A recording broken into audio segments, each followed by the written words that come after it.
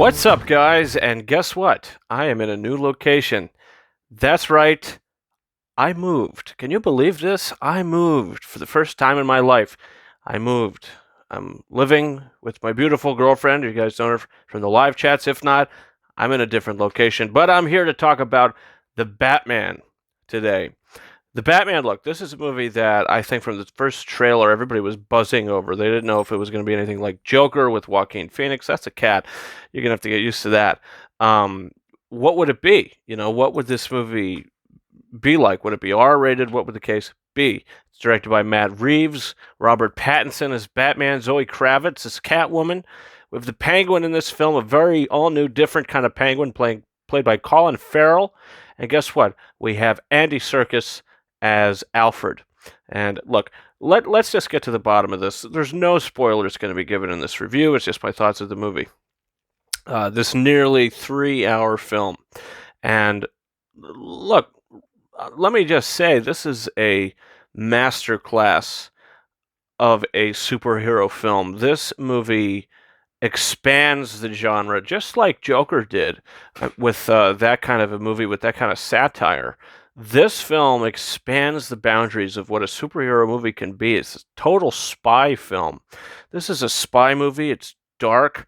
It's violent. And when I say it's violent, it's the Batman action scenes. When we see Batman going through thugs, it is the most visceral, entertaining, immersive experience I've seen in a while, action-wise, in a film. It's been done very well. And look, it's not too soon to say, Robert Pattinson, I would say, is my favorite iteration of Batman. I love the detective style of the film. I think it flows at a masterful pace. I think for an almost 3-hour movie, I mean, what I say, look, maybe I would cut out 15 minutes of the movie. Maybe I would say that, one of the killings by Paul Dano could have been cut. Sure.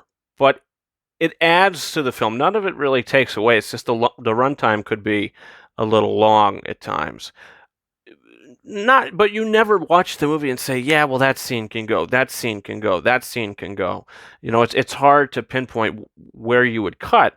You would probably just shave it down a little bit, I don't know, in the editing room. But regardless, it's riveting. I think the new actor that plays Gordon in the movie, I don't think he's as good as Gary Oldman. But I think he's good. I think he's bringing a different, harder edge to Gordon.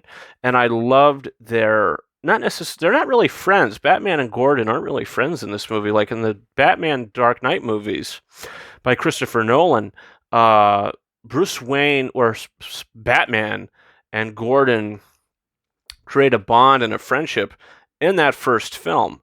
Here, he's been Batman for 2 years already, and there's really no friendship. They really don't trust each other at the same time they do trust each other. So I love that new aspect to those two characters. I thought Zoe Kravitz as Catwoman, as she may not be as good as Michelle Pfeiffer, I do like this Catwoman more than Anne Hathaway's Catwoman. I think she was very good, very vulnerable in the film. The performance was great, and I can't wait to see more of that character. And by the end of the film, you say, wow, I hope we see her again because she is great in the movie. Robert Pattinson, look, he is, in all the Batman stuff, he is giving it his all. He's fantastic. The voice he's doing is basically Robert Pattinson's voice. It sounds very similar. It's just very kind of toned down, very, very, very serious. And I like that. And when we see him as Bruce Wayne, look, there's not a lot of Bruce Wayne in this movie, maybe 10 minutes of Bruce Wayne total, maybe 15 minutes of Bruce Wayne total in the film. When you do get that here, he's not my favorite Bruce Wayne, but I love him as Bruce Wayne. I love him more than Ben Affleck as Bruce Wayne, I would probably say. Better written. But I think Christian Bale is the ultimate Bruce Wayne. He's the more personable Bruce Wayne, but this is a different version of the character. This is a character that doesn't go out a lot. He's when he's in the light, you see him sometimes kind of like a vampire trying to look away from it. And I like that. I thought that those aspects of the character were great, and it seemed fresh. And Matt Reeves' direction. Look, this guy did the last two Planet of the Apes movies with phenomenal direction on those. Dawn of the Planet of the Apes, incredible film. And I think War for the Planet of the Apes was pretty good as well. The direction was great. Maybe the screenplay had some flaws. But here, I think he had a sole vision for this. He came in and he knocked it out of the park. Paul Dano as the Riddler. I think he is doing some amazing stuff in this movie. He's not as good as, say, Heath Ledger in The Dark Knight, but he's doing something kind of similar. He is really going to town in this film, showing his acting chops. And when you see him in this movie, he's terrifying at times.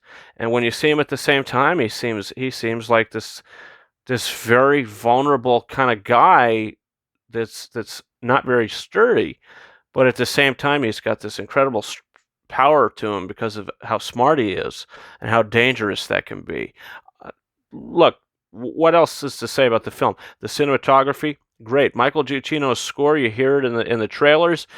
The whole score in this movie and the motifs and whatever he's doing, this is one of his best scores. Michael Giacchino, this is probably top 3 scores for him. I thought he had a great score for Spider-Man No Way Home, a fantastic score for The Incredibles.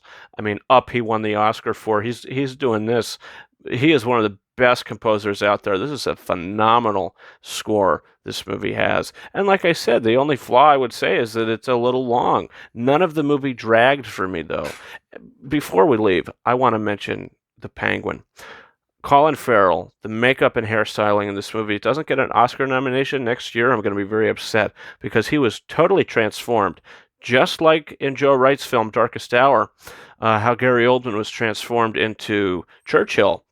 Colin Farrell is transformed in this film into the Penguin. He is giving such a phenomenal performance, and I loved that character. Look, it's a long movie. It's a 3-hour film. Carmine Falcone, John Turturro, guy from Transformers. You know, you see him in The Bumbling Fool in that film. Guess what? He's here. He's not necessarily menacing, but he does what he has to do, and he's a force in the film. All of it worked for me. The characters worked for me immensely. The direction, all of it. This is an extremely well-made film, and I loved it. It's very rewatchable. The third act climax. I was into this movie from beginning to end. The way that the Warner Brothers logo just pops onto the screen, and nothing fades. It just cuts in, out, in, out. The title, the Batman, as big as the title of the Joker was when that came on the screen. It's all breathtaking, and I cannot wait to watch this damn movie again. Look, it's not a perfect film because of the long runtime. You do feel that runtime, especially in the middle. Not saying that it dragged, but it's like, wow, this is a long movie. Not necessarily that's a bad thing, but I think it probably maybe could have been cut a little. Other than that, this is a perfect introduction to this Gotham City. I loved it. I loved that the citizens in the movie of Gotham, the criminals, you know, when they see the light hit the sky, it's like we're a little scared because should we still be going out and doing crime? Because Batman is here and he's going to get us. It all felt just, I could gush about that. I thought it was fantastic, and I love this movie, and I'm going to give it 4.5 out of 5 stars. This is, without a doubt, it's probably my 3rd favorite Batman film. I think The Dark Knight is number 1. Batman Begins is number 2. This is number 3. It's better than any of the other Batman movies. This is an incredible. It's a great film. I loved it so much. It's so well made, and I can't wait to see it again. Guys, comment your thoughts down below. Do you plan on seeing the Batman?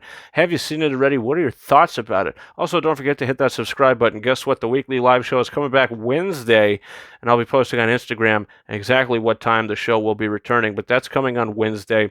We're going to have a lot of fun. Digital copy codes. We got Belfast, a lot of exciting stuff, other things coming. So, hey, guys, that's about it for me. Thank you so much for watching my review for the Batman. And also, hey, don't forget, follow me on Twitter at RyanKing72 and Instagram at KingOfRises131. More on that in the description of this video. And thank you guys so much for watching this video as always, and I will see you next time.